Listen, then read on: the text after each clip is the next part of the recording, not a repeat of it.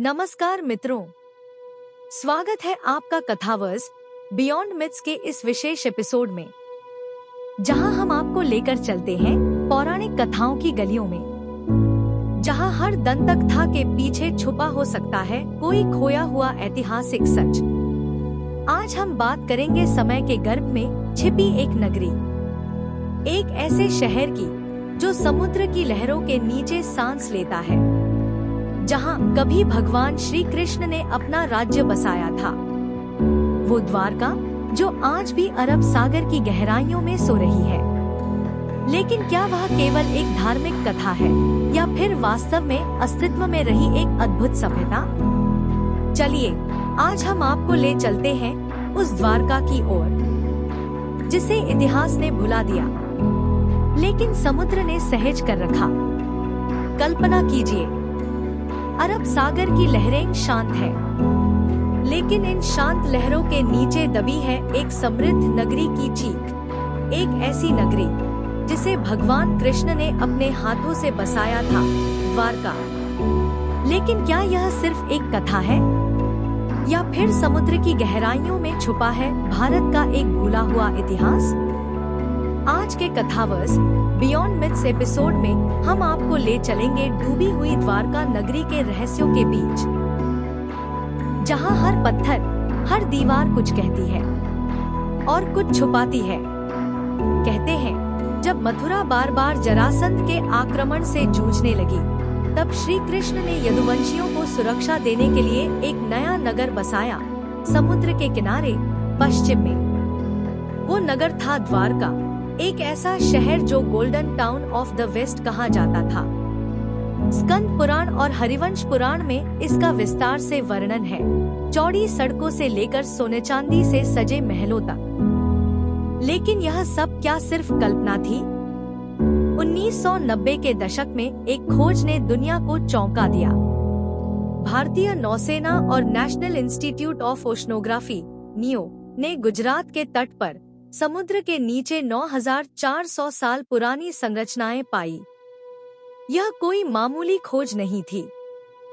शिवराजपुर और बेअद द्वारका के बीच मिले दीवारें, सड़कों, स्तंभों और जल निकासी प्रणाली ने यह साबित कर दिया कि एक उन्नत सभ्यता समुद्र के भीतर दब चुकी है।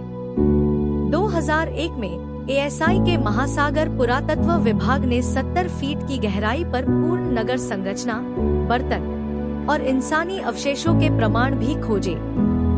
यह प्रश्न वर्षों से शोध का विषय रहा है।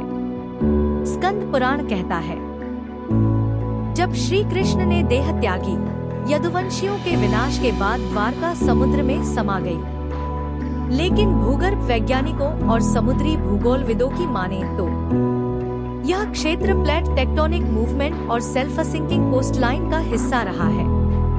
7500 ईपू के करीब एक भयंकर भूकंप और समुद्री उठाव, टेक्टोनिक अपलिफ्ट, ने इसे डुबा दिया। रहस्य की बात ये है, इतनी विकसित वास्तुकला, जल निकासी प्रणाली और शहरी नियोजन उस दौर की किसी भी ज्ञात सभ्यता से कई गुना आगे थी। द्वारका में मिले शंख के बटन। एएसआई ने समुद्र के भीतर शंख से बने बटन और सजावटी सामान खोजे। ये उसी काल के हैं और दर्शाते हैं कि उस समय फैशन और आभूषण निर्माण भी एक कला थी। सूर्य और चंद्रमा के संरेखण के अनुसार निर्मित द्वार।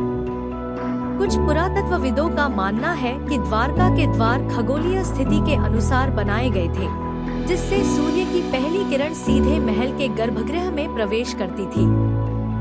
श्री कृष्ण के महल का रंग। पुराणों में वर्णन है कि उनके महल के स्तंभ नीलम और पन्ना से जड़े हुए थे, और आश्चर्य की बात है कि पानी के नीचे ऐसे रंगों वाले पत्थर पाए भी गए हैं। कार्बन डेटिंग और विदेशी शोध। मरीन आर्कियोलॉजिस्ट DRS राव और विदेशी शोधकर्ता ग्राहम हैंकक ने भी माना कि यह सभ्यता हड़प्पन सिविलाइजेशन से भी पुरानी हो सकती है। इतिहासकारों ने लंबे समय तक द्वारका को कविता मानकर टाल दिया, लेकिन जब समुद्र के नीचे एक ऐसी नगरी मिली जो शब्दशः वैसी ही दिखी जैसी ग्रंथों में वर्णित थी, तब सवाल नहीं, प्रमाण खड़े हो गए। यह सिर्फ एक खोया हुआ शहर नहीं था, यह एक ऐसी चेतावनी थी जो कह रही थी, इतिहास को मिथक मत समझो और मिथक में इतिहास को पहचानो। कथावर्स में हमारा उद्देश्य यही है, कहानियों की परतों को हटाकर इतिहास की सच्चाई तक पहुंचना। अगर आपको द्वारका की यह यात्रा रोमांचक लगी हो तो चैनल को सब्सक्राइब करें, इस ज्ञान को औरों तक पहुंचाएं।